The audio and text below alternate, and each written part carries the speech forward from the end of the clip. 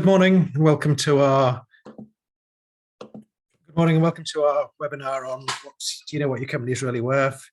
What we're going to cover this morning in this webinar is just a very short introduction about us, just to explain why we're qualified to talk about valuations and what our experience is.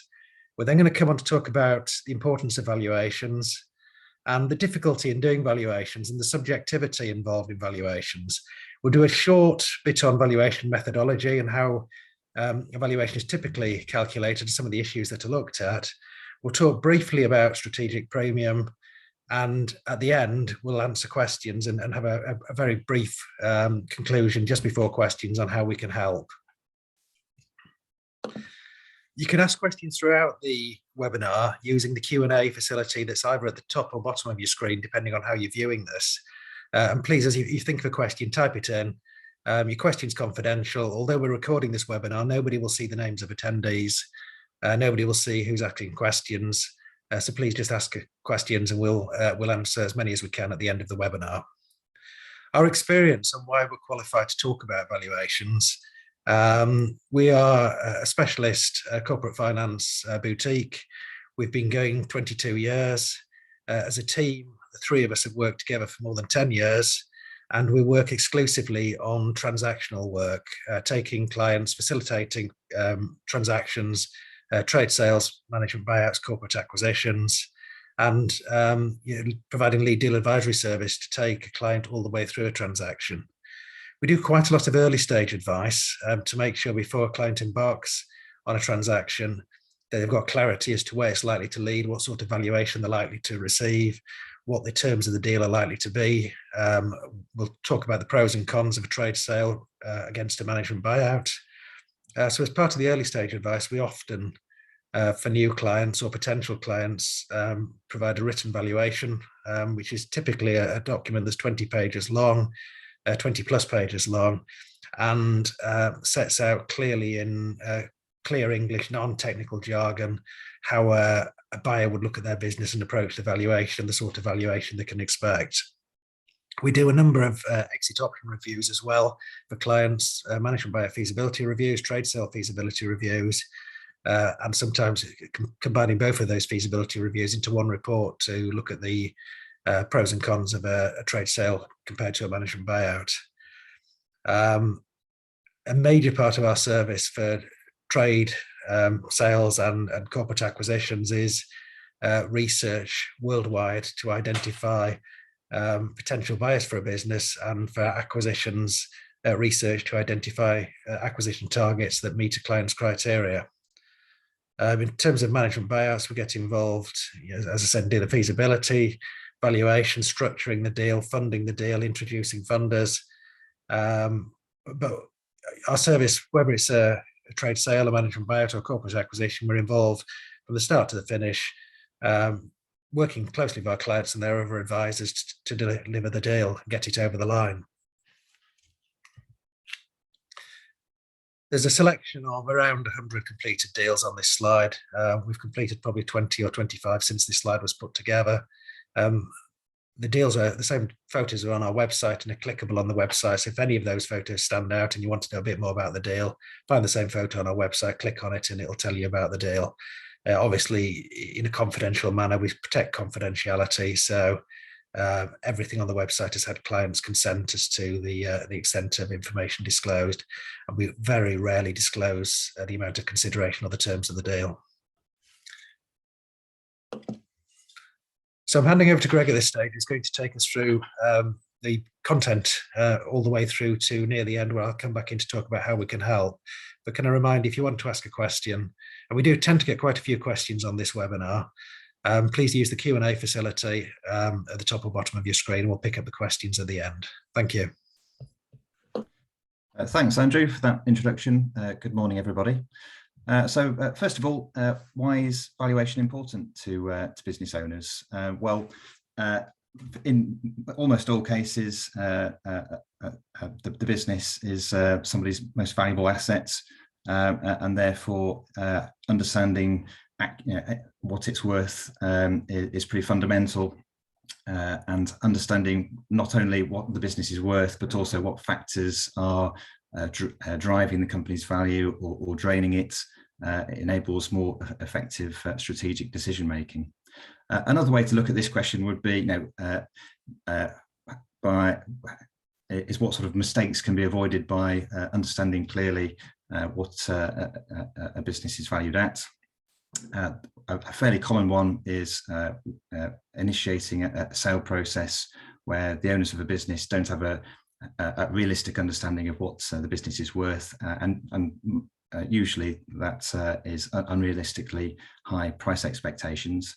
And what we always like to do when acting for business owners who are looking to sell their company is take them through how their business will be viewed by potential buyers right at the outset, before they make that decision to go and look for a buyer, to make sure that they don't spend a lot of time and money invested in a sale process that's ultimately unsuccessful. Another reason that it's important, that valuation is important, is that sometimes business owners will have approaches out of the blue from potential buyers, even if they're not looking to sell their company. And sometimes those offers can be very good ones, perhaps from acquisitive companies going on a build and buy strategy. And therefore it's important to have a good understanding of valuation at that point in time. It's also incredibly important to have a good understanding of valuation if you are thinking about setting up a management incentive scheme for employees, because there's a danger of setting up a scheme that is completely ineffective if there's no chance of the business valuation being high enough for the employees to exercise those share options, or alternatively setting a valuation that's too low and having an overly generous share option scheme set up. Another sort of problem which we sometimes come across for business owners is where they've applied too high a valuation when buying back shares from minority shareholders, or it might be a situation where you've got two shareholders in a company. One is a bit older and the younger shareholder has bought out the older shareholder at a very high value, and therefore diluted the remaining shares that they own, and put themselves in a very difficult position. So there's there's a few examples there, but there's many reasons why valuation is incredibly important, and all business owners should sort of take the time to understand what's driving their company's valuation. So moving on to why valuations are difficult. Well, first of all, as Andrew mentioned in the introduction, in most cases for the sales of small and medium-sized businesses, the terms of the deal are kept confidential and not disclosed publicly, and therefore it makes it very difficult to sort of benchmark where your company sits versus other companies that have sold recently.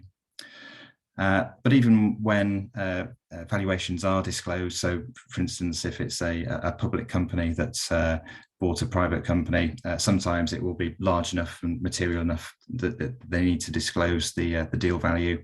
It can still be difficult to sort of work out exactly, how sort of comparable that deal is compared to your own business. So obviously some public companies, all public companies, their valuation is a matter of public record. You can go online and see what the daily share value is for public companies. But that's a very different asset class to private companies, because there is that sort of active liquid markets where shares can be bought and sold easily. That in itself makes the valuations of those public companies much higher. Also, they tend to be much larger businesses, much lower risk, and therefore the kinds of multiples that you see for listed companies will be a great magnitude higher than what you see for SME market businesses. Another reason why valuations are difficult is that the reported profitability of companies, the figures that you see at a company's house, can be misleading. the actual profitability of a business can be much higher or lower than what's suggested in a company's accounts, and therefore it's not a simple matter of just taking what the profitability shows in a company's accounts and then applying a multiple to arrive at a meaningful valuation. It requires knowledge about the business to interpret what the accounts show and understand whether the profits are likely to be higher in the future or lower. So it's about understanding what risks the companies face, but also what opportunities are there. Looking at the context of the current year's figures, looking at what's happened in the recent past, what's likely to happen in the future. And all of those things means it requires judgment. There's lots of different things that would feed into a company's valuation, and therefore it's important to the person who's doing the valuation has a clear understanding of the kind of things that feed into the valuation, and for that reason it's important to take advice from experienced advisors. I would just add at this point, it's important because of the kind of difficulties that I've listed on this slide. It's important to be aware of free valuations, online tools maybe where you sort of select what sector your company is in, enter your profitability, and it'll come up with a valuation. Those are far too simplistic and will give a superficial answer. And also be aware of people offering free valuations where they might have an ulterior motive. Perhaps they want to sign you up to sell your company, and therefore there's that risk that they will inflate a valuation to sort of win more work for themselves. So moving on to how companies are valued. More often than not, you'll find that businesses are valued based on a multiple of their profits. There are different methodologies that are sometimes used. Sometimes you'll see a business being valued based on a multiple of its turnover or recurring revenues. And that's applicable for some sort of types of businesses. So maybe software businesses selling software as a service. It is quite common for buyers to value businesses based on a multiple of those annual recurring revenues. Perhaps professional services businesses as well. Firms of IFAs or accountants might use a rule of thumb based on their annual fees to work out a valuation. For some businesses where the profitability is modest or even loss-making, you might look at net asset value instead, or break-up value for a business if it's perhaps has more value by breaking up the business and selling its assets than it does on a going concern basis. And also you might find discounted cash flow used to work out a company's value. And this might be used for startup businesses where there's no track record of profitability that you can base a valuation around, or for highly leveraged businesses where by using a simple multiple of profits and then adjusting for debt, you'll find that there's a negative equity value. So discounted cash flow can be useful in certain circumstances, but that's a more sort of technical calculation, and I'm not going to spend any more sort of time looking at that in detail during this webinar. So talking more about the multiple of profits methods, this is what we generally use in our day-to-day work when working with our clients, which tend to be profitable SME businesses, and therefore it's appropriate to look at that profitability, work out what the underlying profit is, and I'll talk more about that in a moment, and then apply an earnings multiple to work out what the headline valuation is. And again, I'll talk about the earnings multiple in more detail in a moment. So this method is usually appropriate for mature and profitable businesses, and it gives what we call a debt and cash free value or enterprise value. That this is the headline valuation that assumes that the business has no freehold property, no surplus cash, no debts. It just has a normalized balance sheet that's necessary to generate those profits upon which the valuation is based. In the real world, of course, there will be debt on the balance sheet, there will be cash, there will be surplus assets, and therefore some adjustments are required to work out what the actual equity value is of the company's shares. And again, I'll talk about that in a moment. So the first part of that equation is underlying profit. So what do we mean by that? Usually we will look at operating profits, so earnings before interest and tax, as the starting point for arriving at underlying profit for valuation purposes. Sometimes we'll use EBITDA rather than EBIT. So this is ignoring depreciation and amortization in order to work out the profit figure. And that can be used interchangeably with EBIT if it's a service business where the amount of depreciation is fairly modest.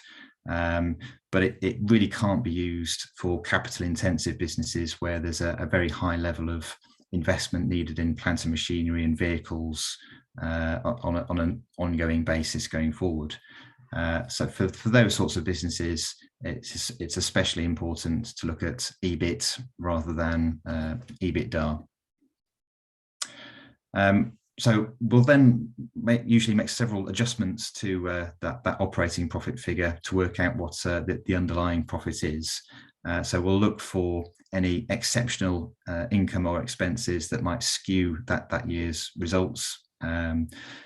So that might be a major investment in marketing that might be sort of detracting from the profits for that year, but would be expected to help the business grow in the future, or any sort of one-off costs that aren't likely to occur in the future.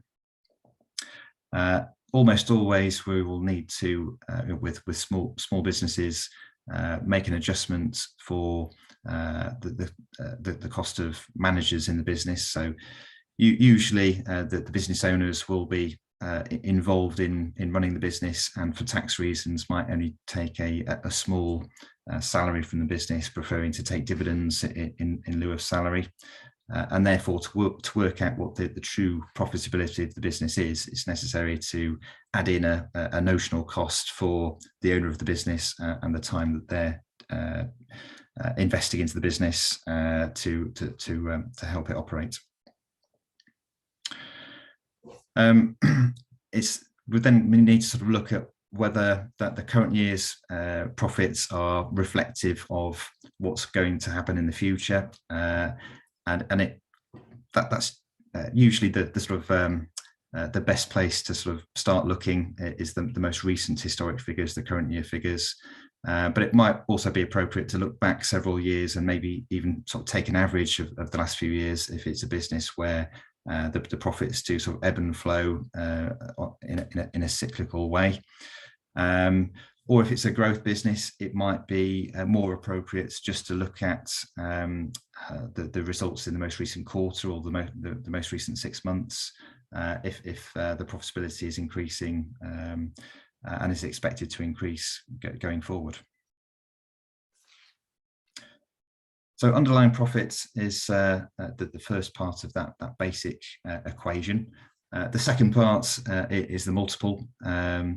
And this is where it gets even more subjective, because it needs sort of judgment to work out what that multiple should be based on a whole raft of sort of factors affecting the value of that business.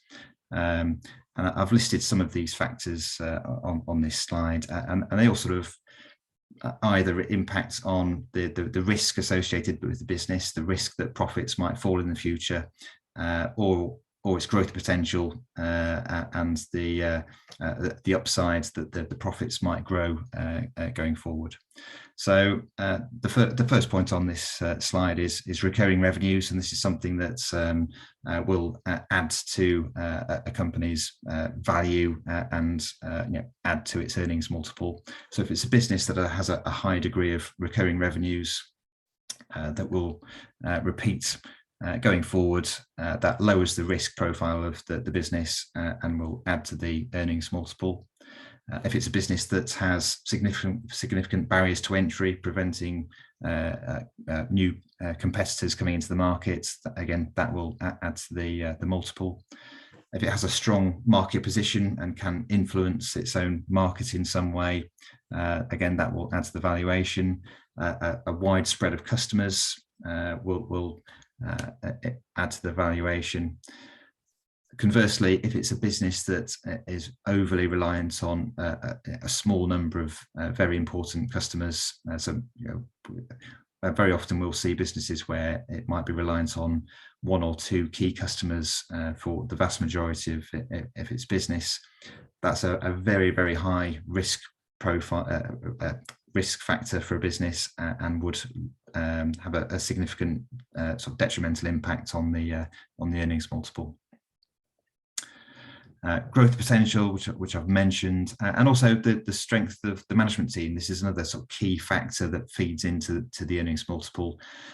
Larger businesses that have a wider management team and less reliance on the company's owners will be seen as less risky and will have a higher valuation and a higher earnings multiple than smaller businesses where there might be an undue amount of reliance on one or two key people in the business, and there'd be significant doubts about its ability to continue generating the profits it does in the future if one or two of those key people left.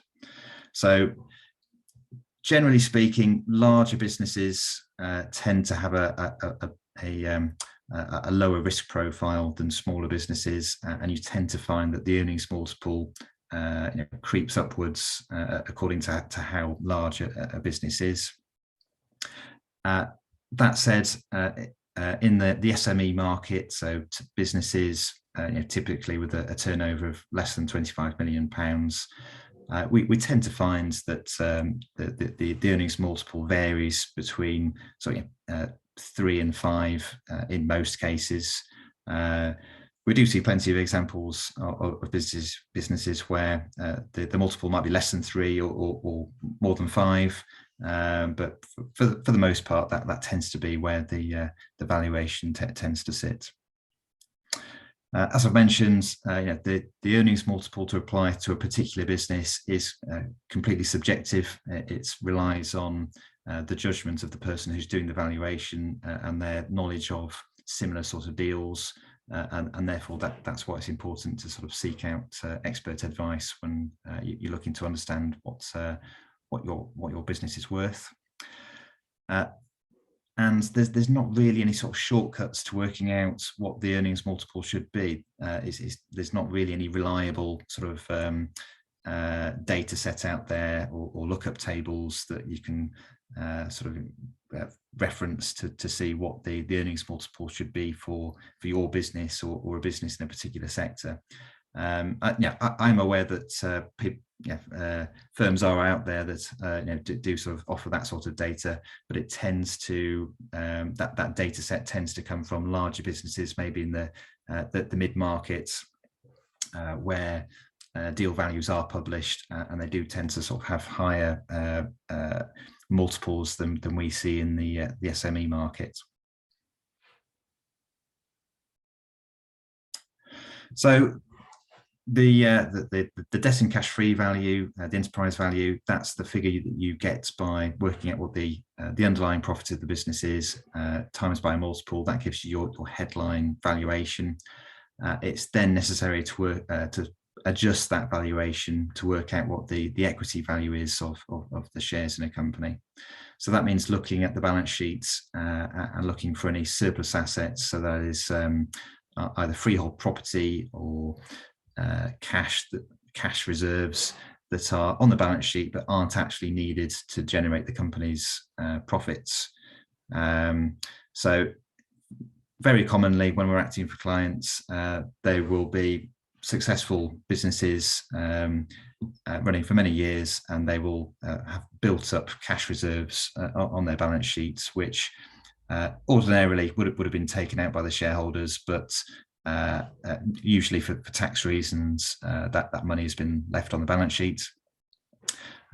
That surplus cash that could be taken out would be added on to the company's valuation on a pound for pound basis.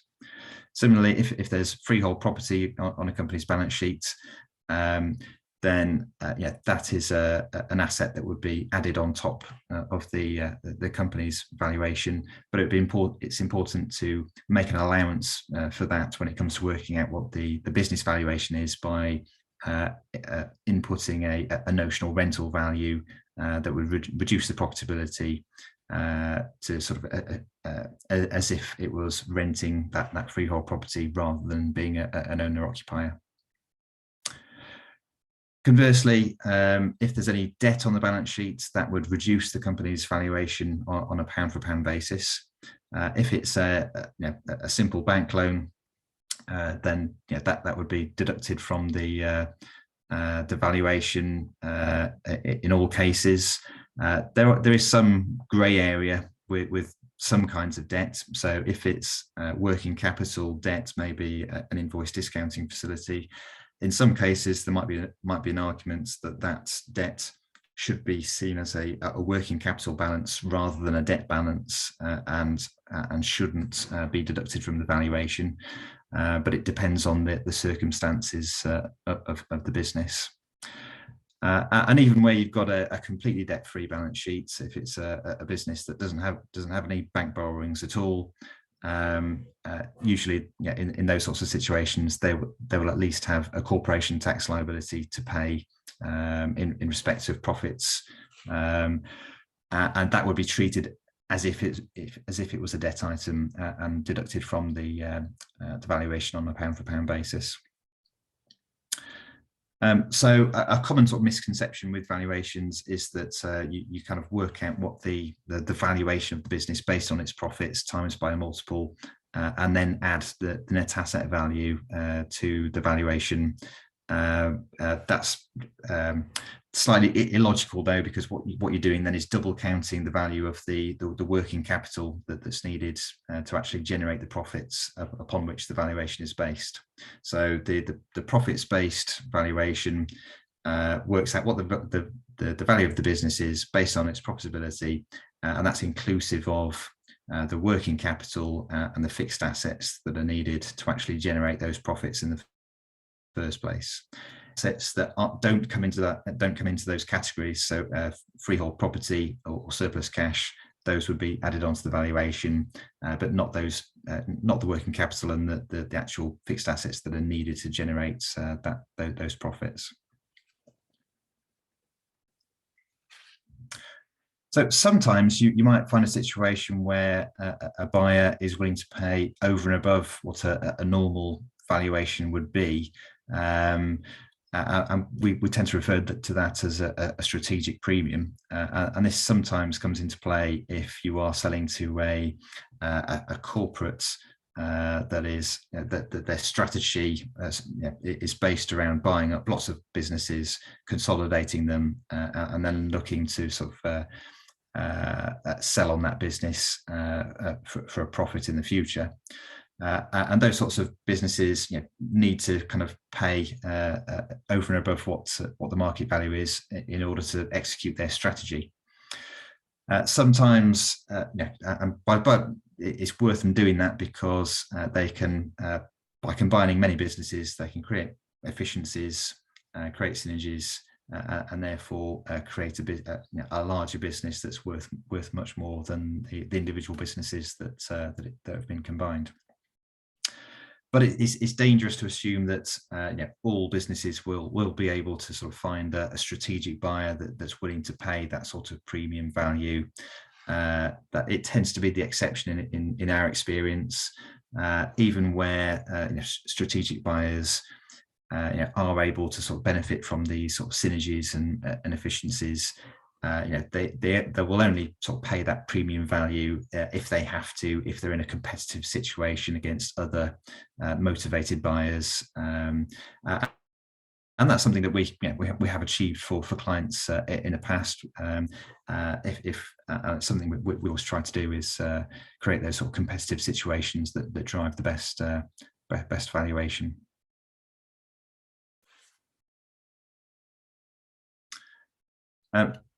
Is there a tendency for SME business owners to overvalue their businesses? Probably yes. And that's really down to the fact that some smaller businesses, they're not just a sort of a profit generating entity. It's more than that. It's the business owner's life almost, and it also provides them with their sort of their income, their jobs, and also jobs for their sort of family members as well. So when it comes to valuation, whereas a buyer would just be looking at the profitability of the business and what's on the balance sheet, they don't take into account the fact that the exiting shareholders are also losing their salaries and jobs when they come to sell their business.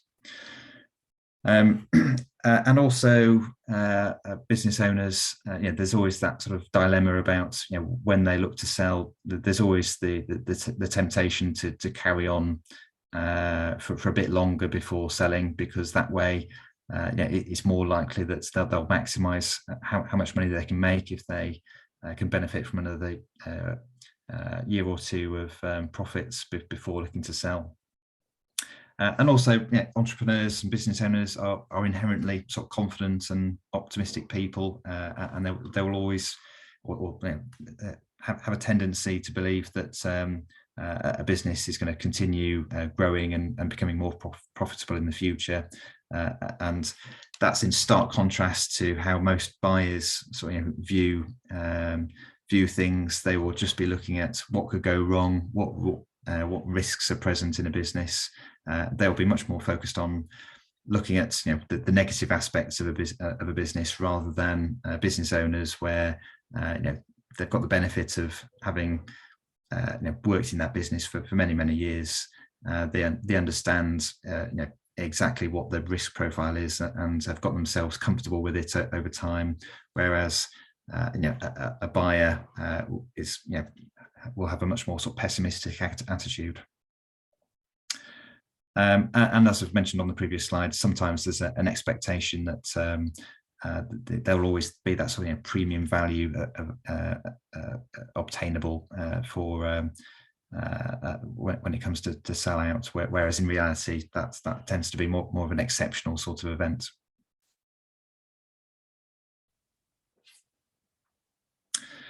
So just a few comments to wrap up then before I hand back over to Andrew about how we can help.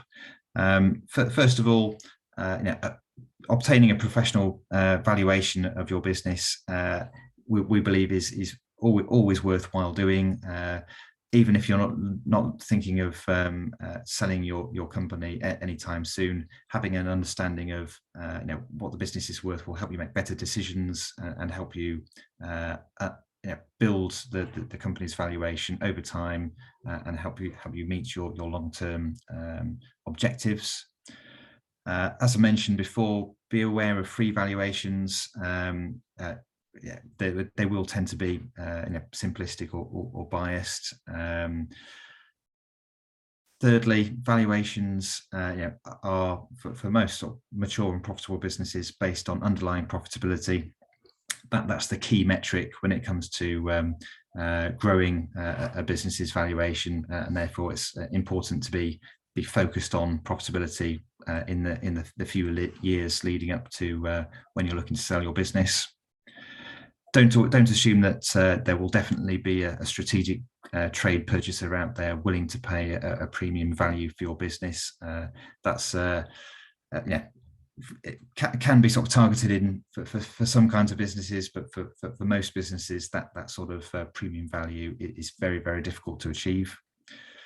And finally, don't get too hung up about valuation, that's very important, but it's not the be all end all and the only aspects that people, business owners should focus on. But people do tend to sort of get hung up a bit about earnings multiples. That's only one part of the valuation equation. There's other things that are equally important that you need to think about, such as how saleable your business is, what risk factors are present that might prevent a trade sale, and also think about how a deal is structured, how much cash can be raised at completion, and what sort of funding is available. So with that, I'll hand back to Andrew. Thanks, Greg. Just a very quick run through how we can help. Can I just remind you before we do that, there's a Q&A session coming up in about 2 minutes' time. And I think we've got a couple of questions so far, but it's not too late to ask a question. So if you want to ask a question, use the Q&A facility at the top or bottom of your screen, and we'll aim to answer all questions. So how we can help, we regularly get asked to do valuation reports, particularly for new clients, potential clients. And quite a lot of that is through introduction from accountants and business coaches. And sometimes those valuation reports are at quite an early stage where a client may be thinking of selling in 3 to 4 years' time and just wants to make sure they're on track for getting the sort of value that they hope to get on retirement. And also to help them, guide them on key decisions to take over the next few years in the run-up to retirement. Often the valuations are done just before a business is put on the market, just to confirm that they will get the sort of valuation that they are relying on, depending on for their retirement. So our valuation reports tend to be quite lengthy documents, but as I said earlier, they're in the Queen's English, non-technical jargon, and they take through the calculations, but also observations on the business. Observations that purchasers will make on the business will be similar to our observations. So it's almost a commentary on the business, what it does, the people involved, the pros and cons, the strengths, weaknesses, factors affecting the multiple, calculations of underlying profitability. It's a very in-depth report that allows our clients to have a real good understanding as to how their business will be valued when they put it on the market, the sort of valuation they can expect to get. So at that stage, we will take questions, and Greg and Catherine will join us. Catherine's going to host the question session. It's not too late if you're quick in the next minute or two to ask a question, but Catherine, can you start with the questions we've been asked, please? Yeah, thanks, Andrew. Hi, everybody. The first question is, how do we think COVID is impacting on company valuations? It's a good... With many of these questions, the answer is it depends, depending on the company involved and how they've performed. But for most of our clients, COVID feels like it's something in the past in terms of how businesses are performing. We saw very quickly after the first lockdown, deal activity returned to a very healthy level, and it's stayed at quite a high level, probably higher than normal level ever since. And for most clients, yeah, a lot of clients shut down in the first lockdown, furloughed some staff, not all, and most clients bounced back fairly quickly. So the answer is it depends. If your business has been, certain sectors have really been hit hard, such as the hospitality sectors and businesses supplying the hospitality sectors, and construction businesses doing work in refitting pubs and restaurants and hotels and stuff, they have seen quite a long period of very poor performance. But for most businesses, the period of poor performance was quite short. And we've now got, we're talking back to March 2020. Most businesses have had 2 years since the worst of their performance. And we're not seeing it as a big issue on most valuations. Yes, we'll look at, in doing a valuation, we'll seek to identify any exceptional income or cost during the COVID period. Because we've seen certain businesses where they continue to receive their contracted income, so saw no turnover dip, but didn't have any work for the staff to do, so furloughed the staff and made super profits during the COVID period. Clearly, valuations are about future performance, and in arriving at our best estimate of current profitability, we'll make adjustments, whether that's negative or positive from COVID, to understand the underlying profitability. But as I said at the start, most businesses, the the poor trading performance is now almost 2 years behind them, and it's not having an impact on valuations for probably 90% of businesses we look at, or not a significant impact that we can't adjust. Okay, thanks, Andrew. Next question, even more topical. How do we know how high inflation will impact on company valuations? I guess the answer to this is not yet, because it's still to sort of work its way through the economy, and we'll yet to see what impact this is going to have on businesses. But at the moment, it's certainly a risk factor that's playing into valuations, and I'm starting to see comments from potential buyers for our clients that they're nervous about what's happening in the economy with respect to high rates of inflation, and that's causing them to pause their acquisitive plans. I think it's too early to tell what sort of impacts this is going to have on valuations, but it's certainly a risk that's out there, and is likely sort of to dampen down deal activity. So it's also linked with supply chain issues, really. The two go hand in hand. So we've seen for certain clients who are dependent on, for example, wheat, the supply chain issues because of the amount of wheat that is grown in Ukraine.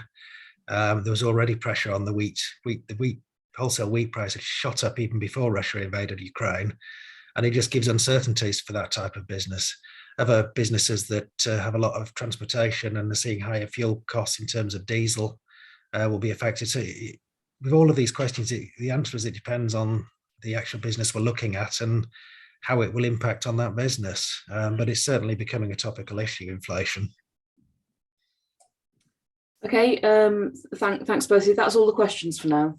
Okay, good. Well, thank you for listening. We do record this webinar and put it on YouTube later today. So if you've missed part of it, or you've got a colleague who would like to watch it, Catherine will email you later today or tomorrow and just send you the link for the webinar. We're very happy to talk to anybody who's watched the webinar, just on a video call or telephone call, just to understand your business in more detail, how we might be able to help. So Catherine will be in touch. She'll send you a copy of the slides, the link to the YouTube video, and an invitation to have a free, no obligation chat with Greg or myself. Thank you for listening today. And at this point, I'll bring the webinar to an end. Thank you very much. Thank you.